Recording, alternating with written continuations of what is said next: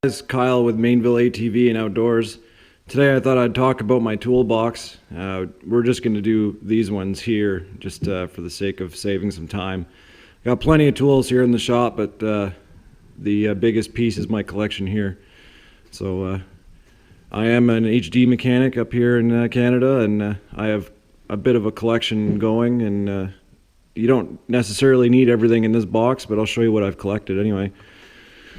So this is my Maximum Series Mastercraft 56-inch toolbox. I got this back in 2012 or so. I got a pretty good deal on it for Boxing Day.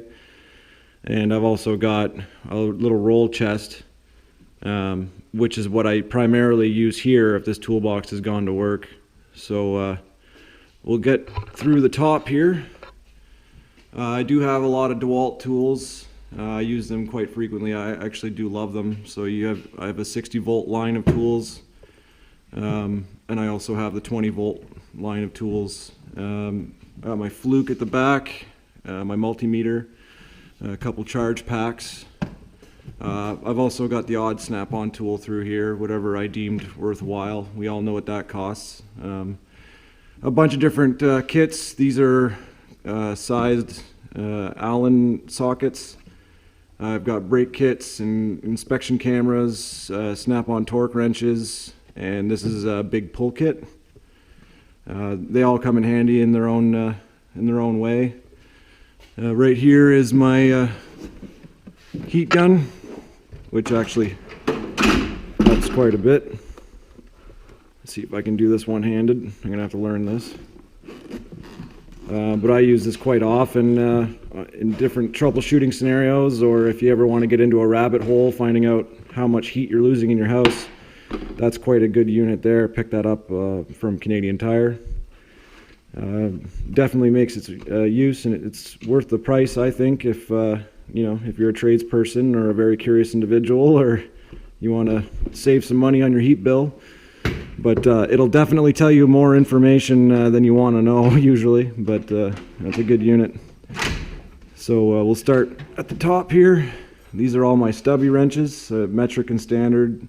I'm a bit of a stickler for trying to organize the best I can. So typically the orange is my standard and metric is in green. These are flex head ratcheting wrenches. They definitely have a time and place. And then your typical stubbies, and these are also stubby non-flex ratchet heads.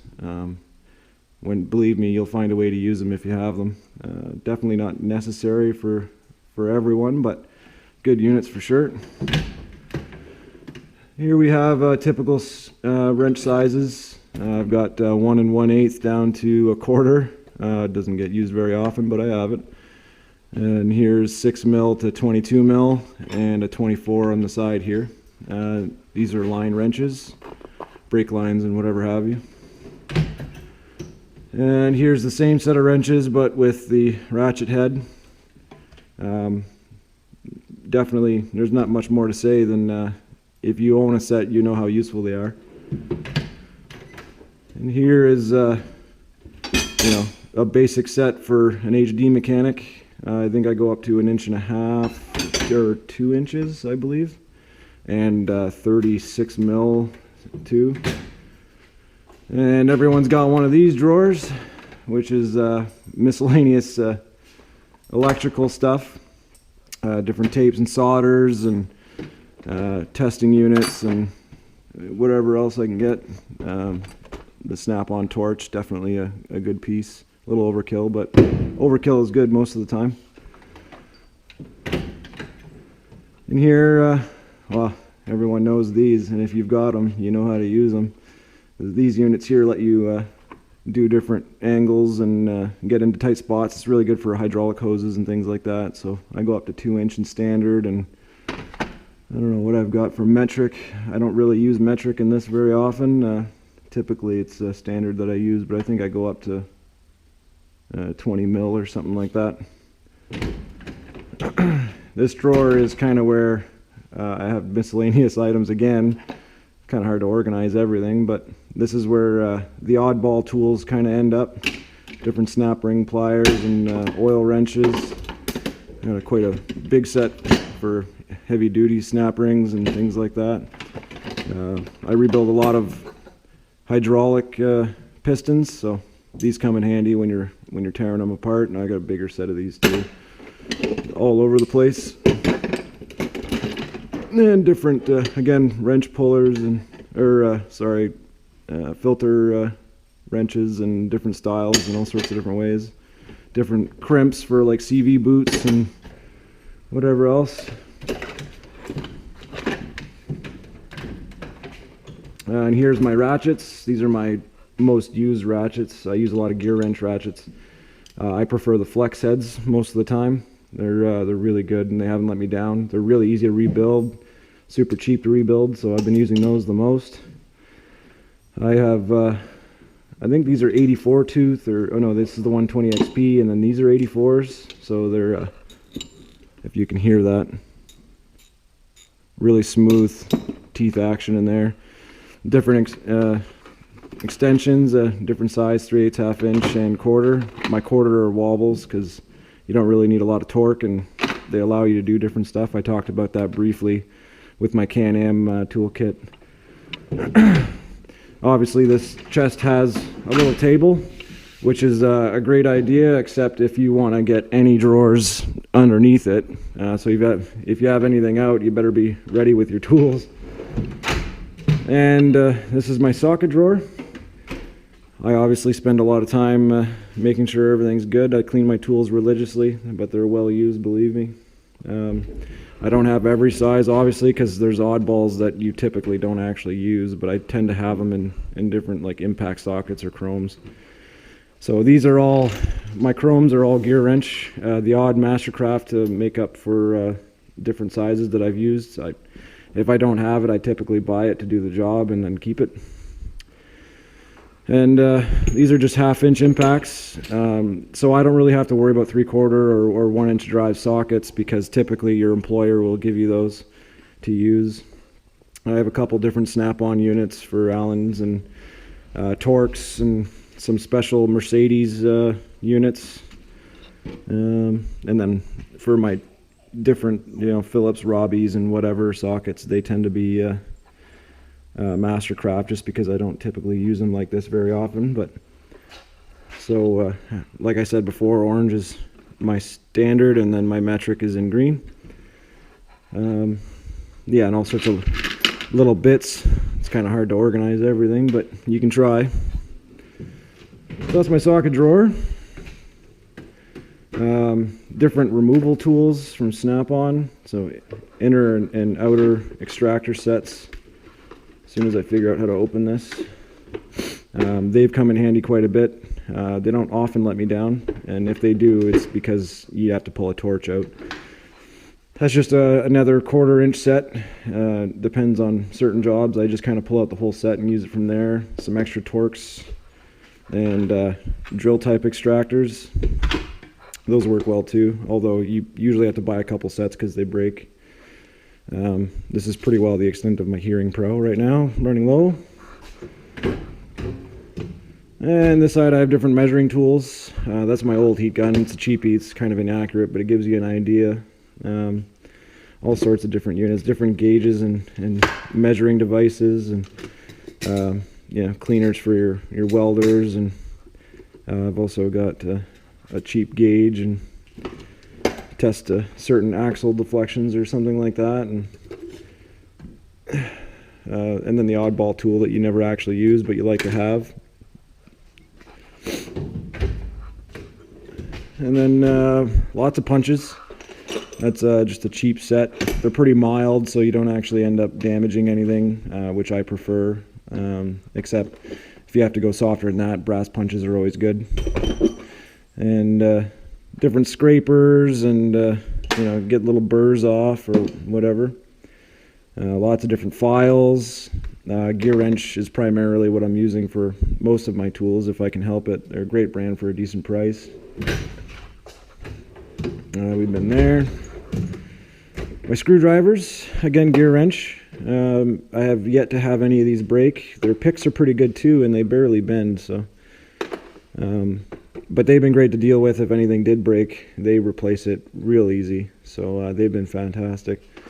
I got some snap-on like seal removers so you don't gouge and rip your seals if you need to save anything or put new ones in. These are really nice. Then I got pliers and different ways of removing snap rings here again, and some homemade hose clamps or whatever, but I have a few hose pullers, different needle nose and channel locks, and everyone's got a set of these Nip-X pliers. These are fantastic. If you don't own one, strongly suggest it. German made, really well done. Proper hose clamps, even though sometimes they don't work, pretty well only good for coolant. And typical set.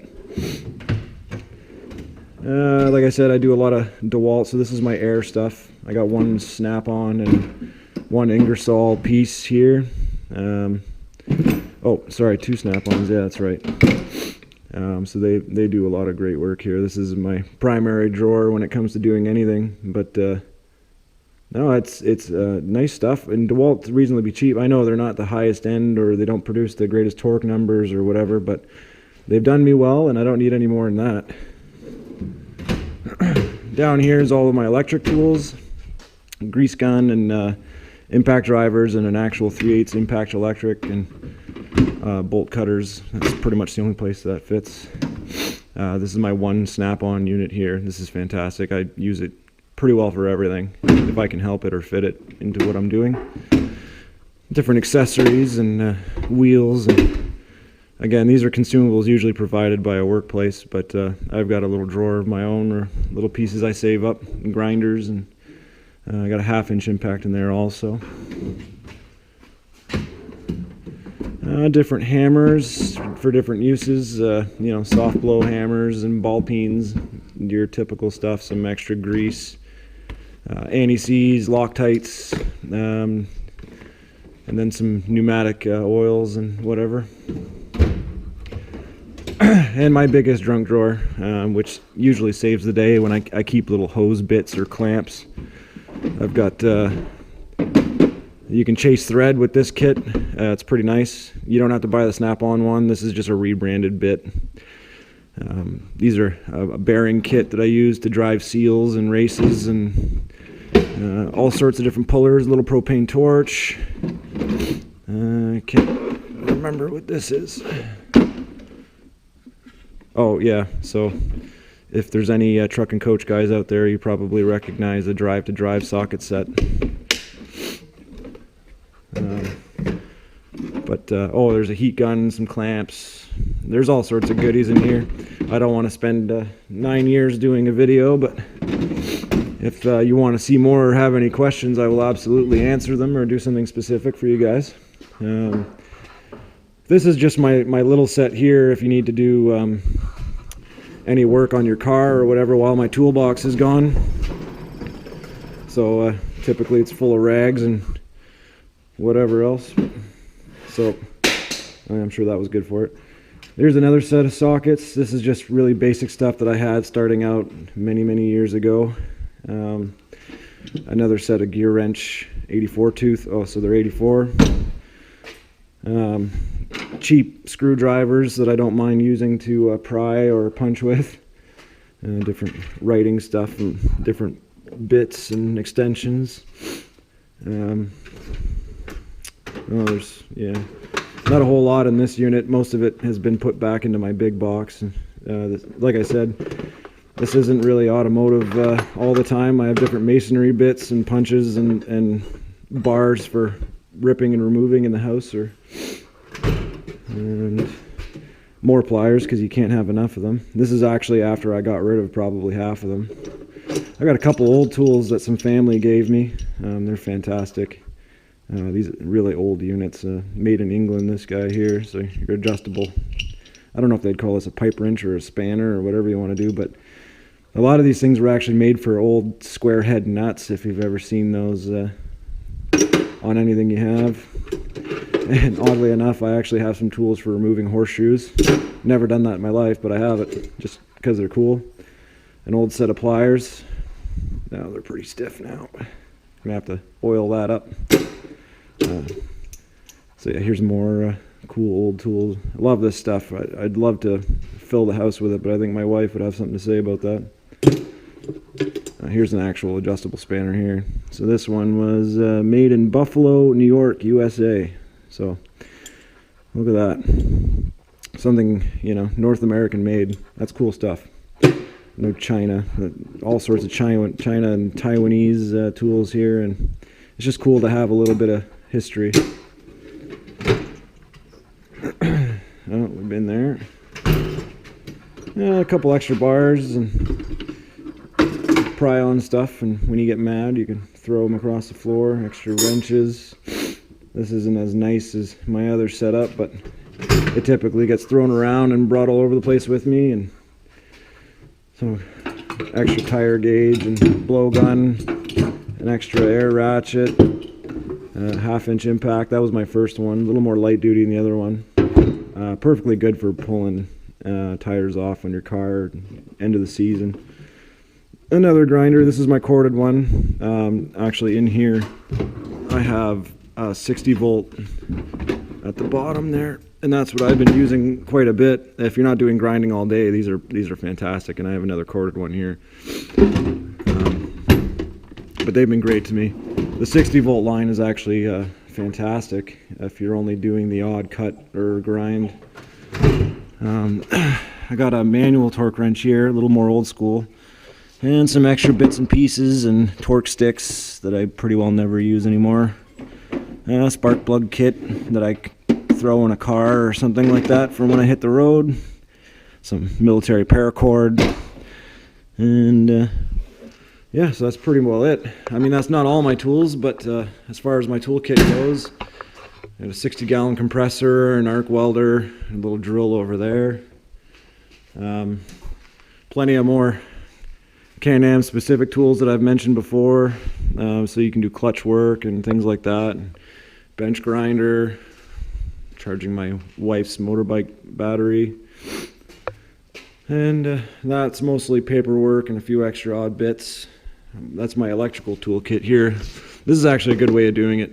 So you go to any store you've got around and buy a fishing tackle box, and you can put all of your different, you know, electrical pieces, and just to kind of keep it out of your toolbox, or, you know, organize it a little bit so you know what you're grabbing. But this has been, oh, that one's empty. But this has been the best way to go at it. Relays and fuses, you know, bring this on the road with you real quick or something. If you're driving old trucks like I do, this stuff comes in handy pretty quick. But yeah, plenty of tools. And oh, what are you doing? You gotta go outside? You gotta go outside? Haha. Okay guys, I'll pretty much wrap it there. If you have any questions about any of the tools that I use, or what's going on, feel free to leave a comment below, and I would love to talk to you guys about what I've got going here. So thanks for watching, and I hope to see you next time.